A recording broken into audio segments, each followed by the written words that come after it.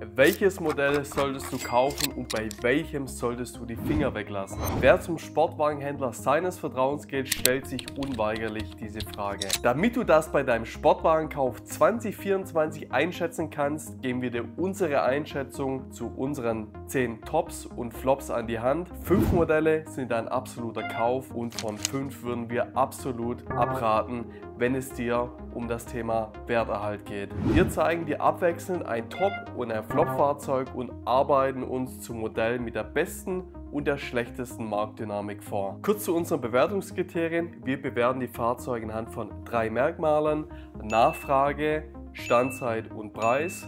Unter Nachfrage teilen wir unsere Erfahrung, wie stark die Modelle angefragt werden. Unter Standzeit bewerten wir den Zeitraum, den man benötigt, um das Fahrzeug zu verkaufen. Und unter Preis schauen wir die Wertentwicklung zum Vorjahr an. Wir vergeben in jeder Kategorie eine Bewertung von 1 bis 10 Punkten. Vergeben wir 10 Punkte bei der Nachfrage, so ist das Fahrzeug sehr nachgefragt. Bewerten wir die Standzeit mit 10, so ist diese sehr kurz. Beim Preis verhält es sich so, dass alle Werte größer 5 einen Wertzuwachs darstellen, genau 5 bedeutet, die Preise stagnieren und kleiner 5 bedeutet einen Rückgang im Vergleich zum Vorjahr. Dabei kann es sein, dass zwar ein Fahrzeug immer noch über seinem Neupreis gehandelt wird, jedoch im Vergleich zum Vorjahr sich rückläufig entwickelt hat. Beginnen wir mit der ersten Kaufempfehlung, dem Ferrari F12 Berlinetta.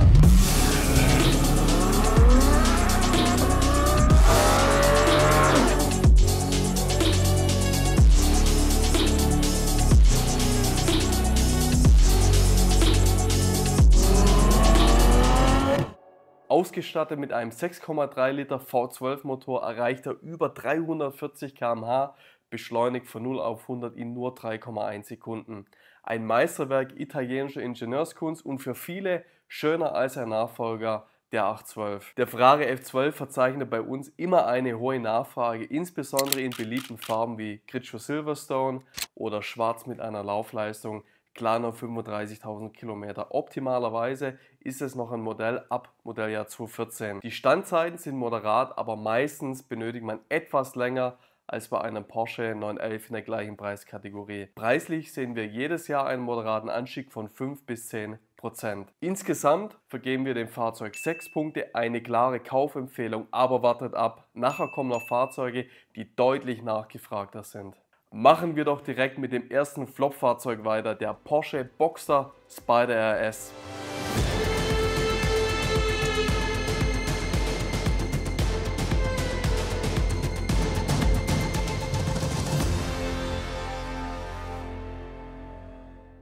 Der Boxster Spyder RS verspricht als letzter Mittelmotorsauger von Porsche mit 500 PS Fahrspaß, aber kann er auch im Markt bestehen. Leider zeigt sich aktuell, dass dies nicht der Fall ist. Das haben wir tatsächlich nicht kommen sehen, vor allem weil der GT4 RS damals so gehypt war.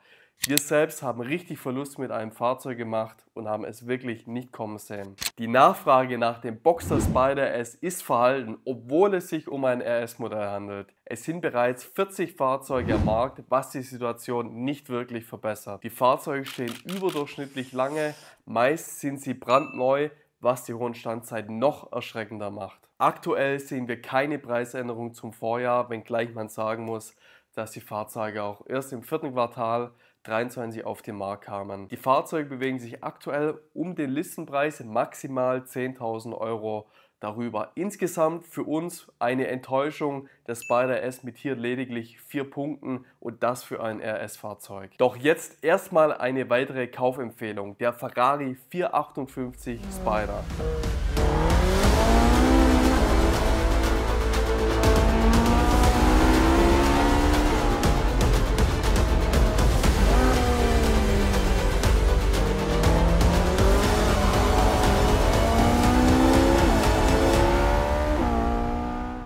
Der 458 Spyder kombiniert klassisches Pininfarina-Design mit dem letzten V8 Sauger und für mich persönlich immer noch ein Gesamtpaket, das unerreicht ist. Sound, Performance, Design, Wertentwicklung, in diesem Paket sehe ich das bei keinem anderen Fahrzeug. Die Nachfrage ist ähnlich hoch wie beim F12, die Standzeiten in etwa gleich, aber beim Thema Wertzuwachs ist er nochmal etwas besser.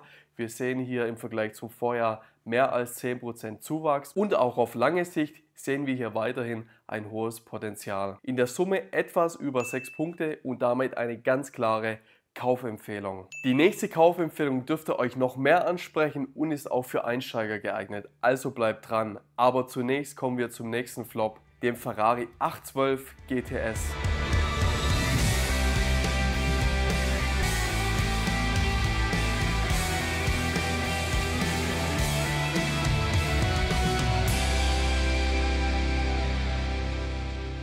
Der 812 GTS, die absolute Königsklasse der Sportwagen, ein offener 12-Zylinder, der erste Serien V12 Spider von Ferrari seit dem legendären Daytona Spider. Doch reicht das für eine gute Performance fast 5 Jahre nach seiner Markteinführung? Kommen wir zur Nachfrage. Der Hype um den offenen 12-Zylinder ist noch immer nicht abgeklungen, denn die Nachfrage bewerten wir weiterhin als leicht überdurchschnittlich. Doch was hier nicht ins Bild passt, sind die langen Standzeiten.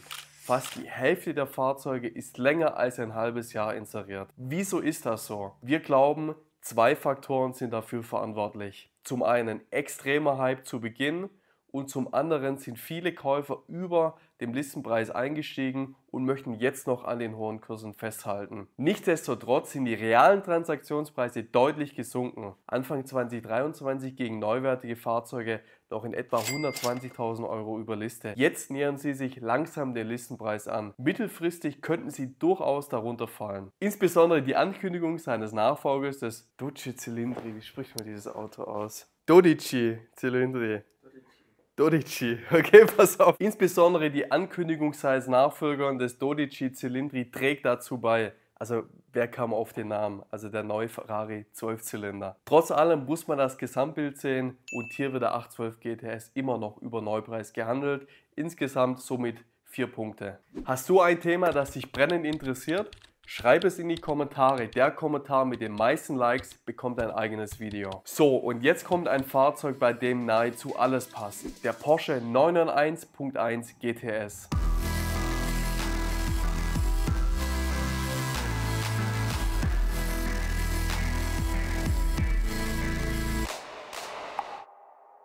Eine absolute Allzweckwaffe. Der 991.1 GTS relativ günstig zu haben. Hohe Nachfrage, super Alleinstellungsmerkmal als letzter Sauger, gute Performance und ein mega Sound. Kein Wunder, dass jedes Mal, wenn wir einen haben, die Nachfrage so groß ist. Klar, 8 Punkte in dieser Kategorie. Das gepaart mit den kurzen Standzeiten macht den 991.1 GTS zu einem unserer Topseller. Die beliebteste Konfiguration sind schwarz-schwarze Fahrzeuge, immer mit Zentralverschluss, GTS-Paket und 18 Wegensitzen. Wir blenden euch hier mal so eine Konfiguration ein. Kommen wir zur Preisentwicklung des 991.1 GTS. Auch wenn wir aktuell noch keine Zuwächse in den Transaktionspreisen sehen, dürfte das in Anbetracht des starken Gesamtpaketes nicht lange auf sich warten lassen. 5 Punkte in dieser Kategorie. Und wenn ihr glaubt, dass für eine noch bessere Marktperformance ein noch größeres Budget gebraucht wird, dann täuscht ihr euch. Also wartet die letzten beiden Kaufempfehlungen ab, denn das sind beides Fahrzeuge, die nochmals günstiger sind. Zunächst aber das nächste Flop-Fahrzeug, der Ferrari 296 GTB.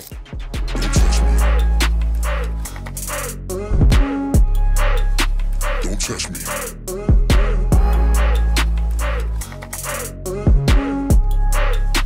Don't touch me. Don't touch me. Der 296 GTB kämpft trotz seiner innovativen Hybridtechnik mit niedrigen Marktwerten. Während die Neuwagenverkäufe stark waren, ist die Nachfrage im Zweitmarkt gering, was dem Modell nur 3 Punkte einbringt. Die Standzeiten sind aufgrund des hohen Angebots ebenfalls hoch. Derzeit sind 239 Fahrzeuge in Europa und 145 in Deutschland verfügbar. Mit 99 Neuzulassungen in Deutschland im Jahr 2022 sind fast 1,5 Jahresquoten auf dem Markt. Und das spiegelt sich auch im Preis wieder. Wir sehen hier einen deutlichen Preisrückgang zum Vorjahr. Gebrauchtwagen werden 20.000 bis 30.000 € unter ihrem Listenpreis gehandelt. Im Durchschnitt somit nur 3 Sterne für den 296 GTB. Kommen wir zum zweitbesten Fahrzeug in diesem Vergleich und diesmal handelt es sich um einen luftgekühlten, der Porsche 993 Carrera S und Carrera 4S.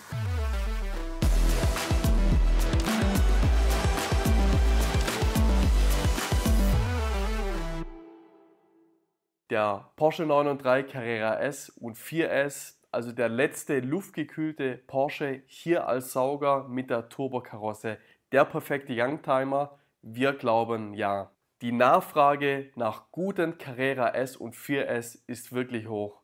Besonders gefragt ist aber tatsächlich der Carrera S. Dem Sondermodell Carrera S Vesuvio würden wir sogar die Höchstpunktzahl von 10 Punkten vergeben. Trotz der hohen Nachfrage stehen die Fahrzeuge etwas länger als beispielsweise ein 991.1 GTS, denn die Zielgruppe ist etwas kleiner und das Fahrzeug ist in der Vermarktung im Verkauf etwas anspruchsvoller. Dafür zeigen sich im Gegensatz zum 991.1 GTS jetzt schon hohe Zuwächse. Das dürfte insbesondere für den Carrera S, den Vesuvio oder auch den WLS, also den 3,8 Liter Motor mit 300 PS, so weitergehen. Aber unsere letzte Kaufempfehlung performt in jeder Hinsicht nochmals besser, also bleibt unbedingt bis zum Ende dran. Aber hier erstmal der nächste Flop, der Ferrari SF90.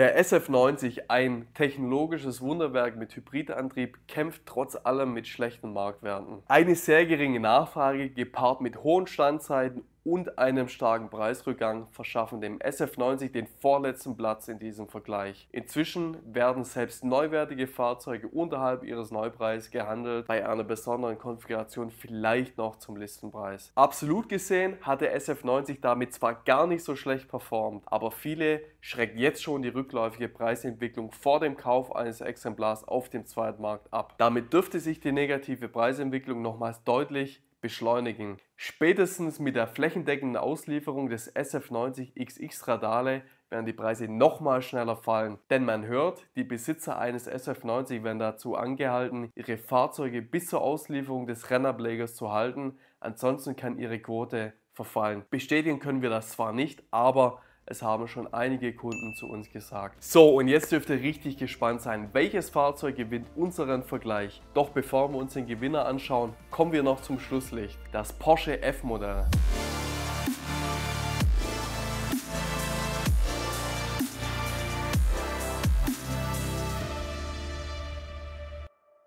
Das Porsche Urmodell von 1963 bis 1973 gebaut war eins der Klassiker schlechthin, wurde aber inzwischen von seinen Nachfolgegenerationen überholt. Ein Generationenwechsel im Sammlermarkt führt zu einer geringeren Nachfrage nach F-Modellen. Gefragt sind derzeit eher spätere G-Modelle, Porsche 964 und 993. Viele Autos stehen schon jahrelang auf dem Markt zu unrealistischen Preisen. Nur unrestaurierte Fahrzeuge sind überhaupt noch gefragt und von denen gibt es wirklich kaum noch welche. Seit ihrem Peak 2014 und einem kurzen Aufbäumen in 2018 sind die Preise im freien Fall. Zwar sieht man das auf den Börsen noch nicht, aber im Hintergrund bröckeln die Preise. Damit ganz klare Empfehlung, nicht kaufen. Kommen wir zum krönenden Abschluss, dem Porsche 964 Carrera 2.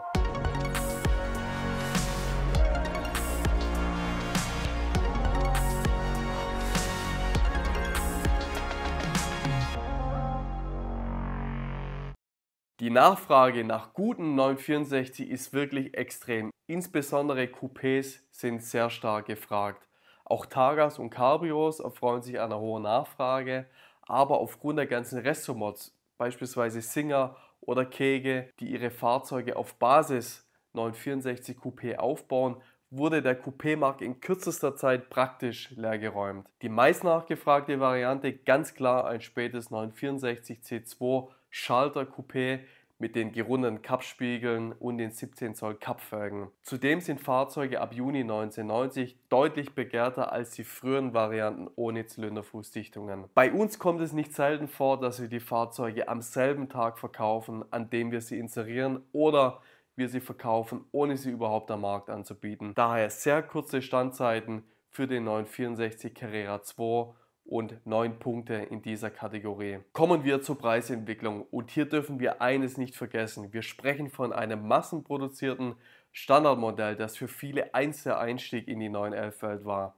Auch wenn die Fahrzeuge enorm gestiegen sind, sprechen wir hier von einem Sportwagen, der weniger als 100.000 Euro kostet. In dieser Preisklasse sind große Preisanstiege schon sehr untypisch. Umso krasser ist die rasante Preisentwicklung des 964. Hier mal Zahlen aus den USA für das C2 Coupé. 2021 lag ein Fahrzeug noch im Schnitt bei 60.000 Dollar. 2022 waren es schon 75.000 Dollar. 2023 90.000 und 2024 sprechen wir schon von 100.000 US-Dollar. Und das spiegelt auch den europäischen Markt wider. Selbst Coupés und Targas mit Laufleistungen jenseits der 100.000 Kilometer werden schon sechsstellig gehandelt. Was ist eure Meinung? Kann es bei einem normalen 964 so weitergehen? Schreibt es doch mal in die Kommentare, was ihr glaubt, wie sich der 964 weiterentwickeln wird. Der 964 verdeutlicht damit wie kein anderes Fahrzeug, dass es nicht immer ein limitiertes oder vermeintlich besonderes Fahrzeug braucht, um einen guten Wertzuwachs erzielen. Deshalb, er ist der ganz klare Gewinner unserem Vergleich und absolute Kaufempfehlung. Mit einem guten Exemplar